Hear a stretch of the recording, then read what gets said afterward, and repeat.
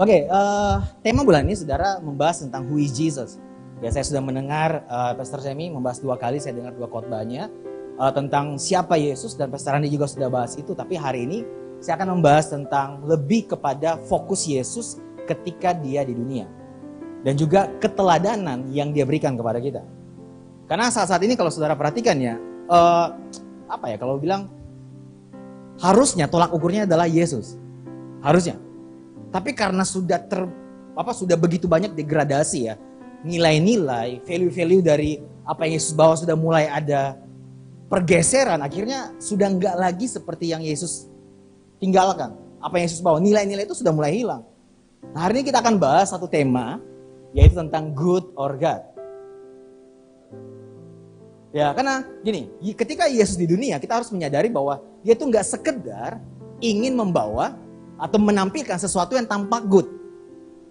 Tapi dia fokus membawa apa yang dari God.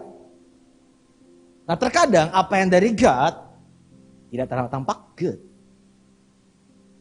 Ya, nah kebanyakan kalau saudara perhatikan ya, kekristenan saat ini sudah mulai tergeser. Mereka fokus sama apa yang tampak good, tapi melupakan apa yang dari God. Nah, hari kita sama-sama belajar.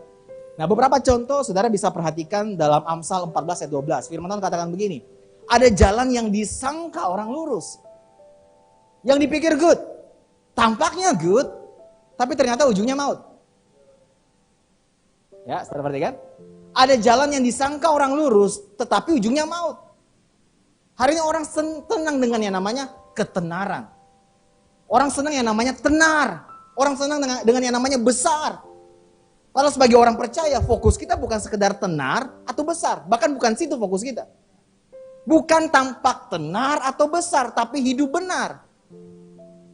Kenapa? Karena yang tenar dan yang besar belum tentu benar. Sebagai orang percaya kita nggak dipanggil untuk jadi populer. Kita dipanggil untuk berdampak. Itu 2 hal yang berbeda. Ya, kita tahu Yesus ngajar kita berdoa sembunyi. Kita berdoa instastory. Sambil seneng ya, kita baksos ya, pengen orang lihat. Yesus ajarkan gak usah. Waktu tangan kanan kasih, tangan kiri gak usah tahu. Nah, saudara perhatikan ini juga. Bahkan kejatuhan manusia ke dalam dosa pertama kali, Adam dan Hawa, karena sesuatu yang mereka anggap good. Perhatikan baik-baik, ayatnya dikatakan begini. Perempuan itu melihat bahwa buah pohon itu baik untuk dimakan dan sedap kelihatannya. Perhatikan baik. Good. Lagi pula pohon itu menarik hati karena memberi pengertian dan seterusnya. Dan perhatikan baik-baik, sesuatu yang mereka anggap good justru membawa mereka ke dalam dosa. Jadi sejak permulaan manusia diciptakan pun, area ini menjadi concern buat kita semua harusnya. Manusia jatuh ke dalam dosa bukan sesuatu yang tidak tampak good loh. Tapi sesuatu yang dianggap good. Makanya hati-hati saudara. Hidup di dunia ini semuanya banyak yang tampak good. Tapi apakah dari God? Makanya dalam 2 Korintus 11 ayat 3 dikatakan begini. Ya, tetapi aku takut kalau pikiran kamu disesatkan dari kesetiaan kamu yang sejati kepada Kristus. Perhatikan baik. Sama seperti Hawa diperdaya oleh ular itu dengan kelicikannya. Jadi jangan sampai kejatuhan manusia ke dalam dosa pertama kali itu terulang lagi ketika Yesus sudah datang ke dunia. Makanya kita perlu berhati-hati supaya kita nggak sekedar mengejar yang tampaknya good. Tapi harus fokus apa yang dari God. Saya kasih contoh pertama. Dalam pergaulan misalnya. Ya. Kita harus berhati-hati saudara, firman Tuhan katakan dalam Matius 7 ayat 13-14. Masuklah melalui pintu yang sesak itu, karena lebarlah pintu dan luaslah jalan yang menuju kepada kebinasaan. Perhatikan baik. Besar, tenar, tapi binasa. Ya, dan banyak orang yang masuk melaluinya. Karena sesaklah pintu dan sempitlah jalan yang menuju kepada kehidupan. Dan apa? Sedikit orang yang mendapatinya. Jadi sebagai orang percaya kita harus berhati-hati dengan siapa kita bergaul. Kenapa? Karena yang membuat kita nyaman belum tentu buat kita aman. Apalagi yang membuat kita nyaman, membuat kita bertumbuh dalam iman, belum tentu. Perhatikan baik-baik. Orang yang suka gosip akan nyaman dengan orang yang suka gosip. Kalau kita mau berubah, cari orang yang suka worship.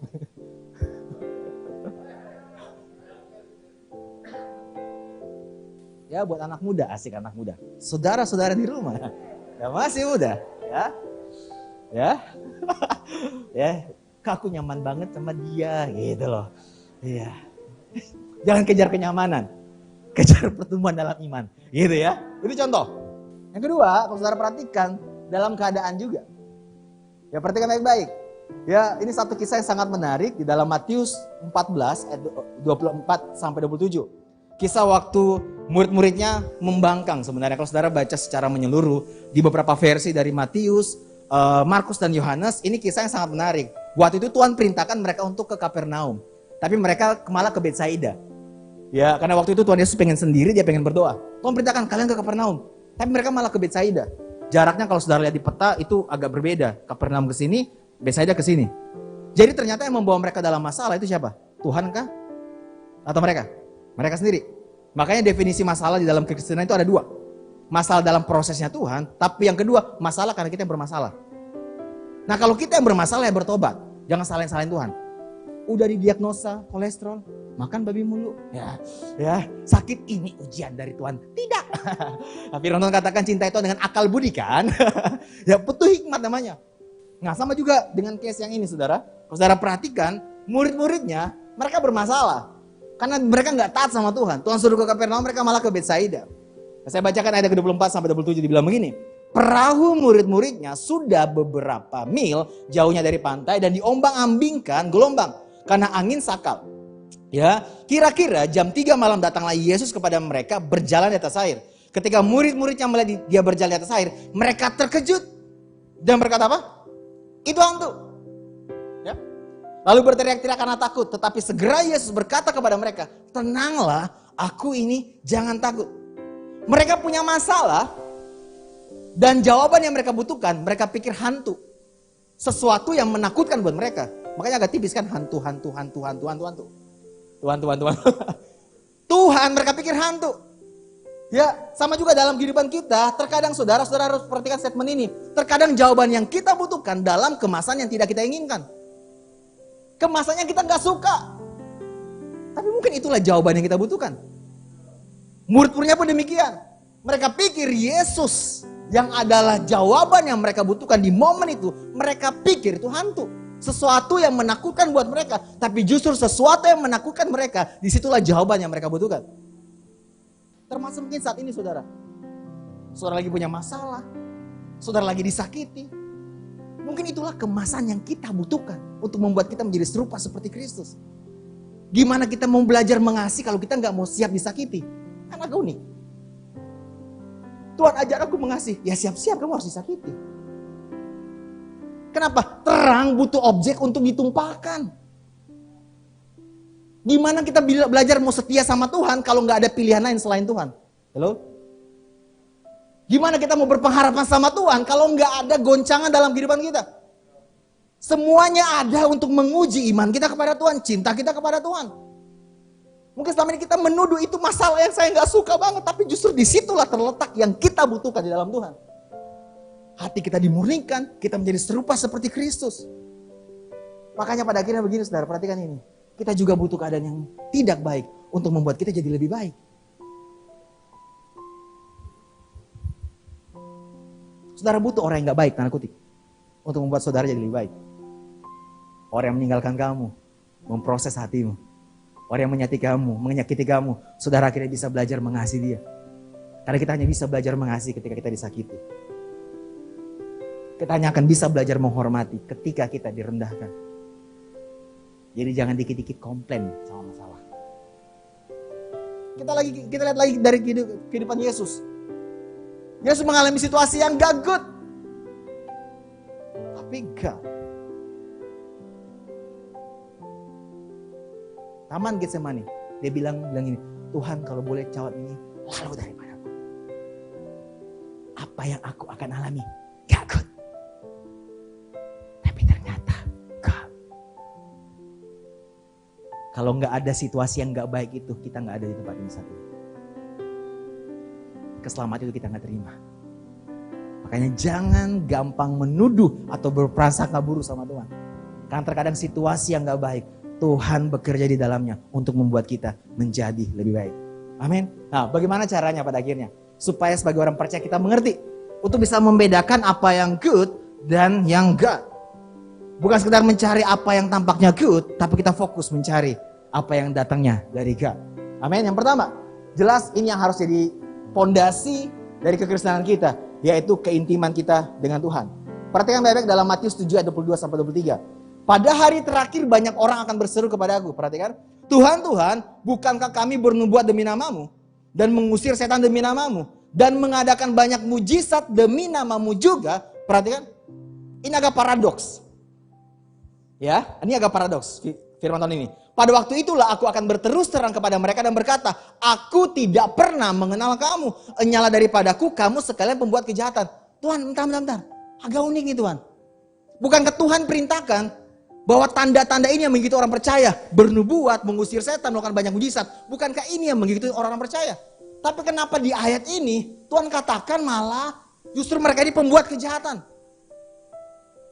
Agak unik, agak kontradiksi. Garis bawahi kata aku tidak pernah mengenal kamu. Kata kuncinya di sini. Kata tidak mengenal dalam bahasa Yunani-nya menggunakan kata ginosko. Di mana mereka melakukan banyak untuk Tuhan tapi nggak intim dengan Tuhan. Berapa banyak dari kita sibuk melakukan banyak untuk Tuhan tapi gak punya banyak waktu bersama dengan Tuhan. Bahkan terkadang kita korbankan waktu kita bersama dengan Tuhan demi melakukan sesuatu untuk Tuhan. Melakukan sesuatu untuk Tuhan kan good. Kayak Marta kan. Rajin Si Maria gak good nih. Lu bukannya bantu gua. Nyiapin makanan buat Tuhan, buat Yesus. Tampaknya good, melayani. Tapi apa Tuhan katakan? Maria telah mengambil bagian yang penting yang tidak akan diambil daripadanya. Kenapa? Karena konteksnya Yesus lagi bicara. Kalau Yesus lagi bicara, didengar. Kalau konteksnya Yesus lagi lapar, siapa yang benar? Marta. Terkadang dalam kehidupan kita Tuhan itu pengen banget bicara sama kita. Tapi karena kita terlalu sibuk, kita melupakan keintiman bersama dengan Dia. Bahkan terkadang kita menyisakan waktu saja buat Dia. Tidak menyediakan waktu untuk Dia. Oh lupa gue belum berdoa nih sebelum tidur. Berdoa, Tuhan terima kasih, Tuhan terima kasih buat hari ini. Kita bisa sediakan waktu buat nonton Netflix. Kita bisa sediakan waktu untuk main game. Kita boleh sediakan waktu untuk nonton serial-serial Korea yang begitu banyaknya. Kita nangis ketika mereka nikah artis Korea. Bodoh amat. Mereka gak mati buat kita, tapi kenapa kita segitunya buat dia? Gitu. Tapi satu pribadi yang sudah mati untuk kita.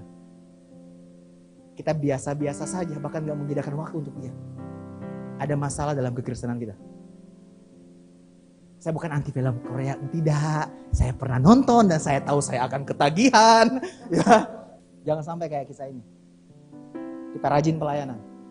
Tapi Tuhan bilang, aku gak pernah mengenal kamu. Aku nggak ginosko dengan kamu. Tahu kata ginosko lebih ekstrim menggunakan dalam bahasa Yunani-nya, terjemahnya itu seperti hubungan suami istri. Ada yang namanya keterbukaan. Kita mau diterima apa adanya, kita mau jadi apa adanya, tapi kita terima Tuhan seutuhnya. Selain dia Tuhan yang baik, dia juga Tuhan yang mendidik.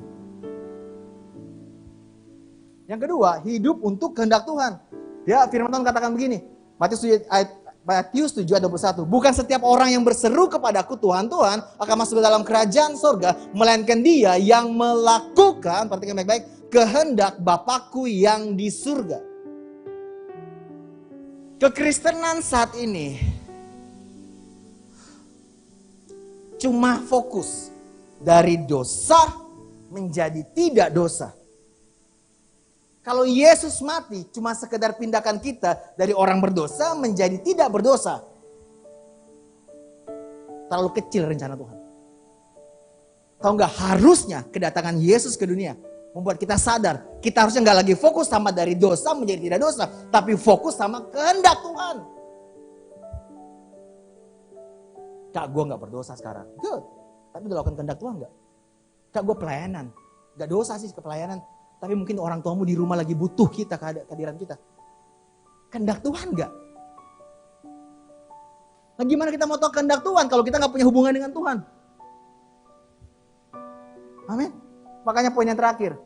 Setelah kita punya keintiman dengan Tuhan, kita fokus hidup untuk kehendak Tuhan. Yang kedua, hidup dalam zona iman, dalam zona nyaman. Pertumbuhan kita dalam Tuhan pasti Tuhan akan selalu pindahkan dari zona nyaman ke zona iman. Selalu di sini. Karena musuh terbesar dalam kekristenan adalah tadi, kenyamanan. Bersembunyi di gereja, gak ngapa-ngapain, nyaman. Gak dosa, betul gak dosa. Tapi apa kehendak Tuhan? Bukankah Tuhan katakan pergi? Jadikanlah bangsa muridku. Yohanes 12 ayat 16 juga katakan, bukan kamu yang pilih aku, tapi aku yang pilih kamu. Dan aku telah menetapkan kamu supaya kamu pergi. Bukan bersembunyi di gereja, tapi pergi menghasilkan buah. Ya, 1 Korintus 6 ayat 12. Segala sesuatu, apa saudara? Halal bagiku. Tetapi bukan semuanya. Segala sesuatu halal bagiku, tetapi aku tidak membiarkan diriku, perhatikan baik-baik, diperhamba oleh suatu apapun. Dan aku bilang tadi, nonton, main game, gak dosa. Bukan lagi tentang dosa atau gak dosa lagi, tapi apakah kita jadikan itu Tuhan kita? Zaman dulu berhalanya apa sih saudara? Patung. Zaman sekarang apa berhalanya? Sosial media. Makanya orang kalau tanya, Kak, gue mau puasa apa ya? Daniel atau Esther? Gue bilang gini, puasalah versi kamu. Karena kamu juga punya yang namanya kegelisahan sendiri. Aku percaya kalau Daniel, Esther ada di dunia zaman sekarang, mereka pasti puasa sosmed. Pasti. Puasa Netflix. Pasti. Karena tujuan dari puasa apa? Bukan diet kan? Supaya kita terkoneksi dengan Tuhan kan? Bukan kita gak makan kan? Bukan itu kan tujuan dari puasa. Supaya kita mematikan kedagingan kita, supaya kita gak diperhamba oleh suatu apapun. Oke, memang gak makan harus. Nah saudara, perhatikan slide ini. Pada akhirnya saudara kalau perhatikan tentang good or God, kalau good kita terkadang melakukan fokusnya untuk menyenangkan diri sendiri atau orang lain. Berbuat baik supaya kita dipuji. Yes person, yes mulu. Gak berani berkatakan tidak. Tapi kalau God, fokus menyenangkan Tuhan. Dan kadang untuk menyenangkan Tuhan, ada orang gak suka sama kita. It's okay to say no. Untuk sesuatu yang baik, belajar katakan tidak. Terhadap orang yang membawa kita kepada hal yang gak baik. Tapi say yes to God. Walaupun resikonya ada orang gak suka sama kita. It's okay, kita kadang kompromi di sini. Demi menyenangkan orang lain dan diri sendiri, kita gak menyenangkan Tuhan. Amin. Yang kedua, ya, kalau good, sekedar fokus untuk kehendak diri sendiri. Tapi kalau God, fokus untuk kehendak Tuhan. Amin. Jangan hanya sekedar main dari dosa menjadi tidak dosa, tapi fokuslah sama kehendak Tuhan. Kita harus pergi, menginjil, memuridkan, menghasilkan buah. Penginjilan kita mungkin nggak harus kayak orang lain di rumah, pedalaman enggak. Mungkin di rumah orang-orang akan melihat buah dari kita. Bahkan aku sering bilang gini, tetaplah berbuah meskipun keadaan nggak berubah. Amin. Yang terakhir, jangan fokus sama zona aman doang, masuk ke zona iman. Amin. Ya, saya akan tutup dengan ayat ini. Ya, Ibrani 5 ayat 14. Tetapi makanan keras adalah untuk orang-orang yang dewasa. Saudara tahu ayat ini? Dalam Alkitab dikatakan begini, seluruh ciptaan Tuhan sedang menantikan anak-anak Allah dinyatakan. Tahu nggak kata anak Allah itu? Menggunakan kata huios. Dimana punya pengertian anak-anak Tuhan yang mau didewasakan oleh Tuhan. Ibrani 12 juga katakan, Tuhan menghajar orang yang dianggap sebagai anak. Jadi bukan menggunakan kata teknon, tapi menggunakan kata huios yang punya pengertian saya mau didewasakan oleh Tuhan. Dan kalau saya mau didewasakan Tuhan, stop mendewakan perasaan. Mari belajar untuk didewasakan oleh Tuhan. Amin.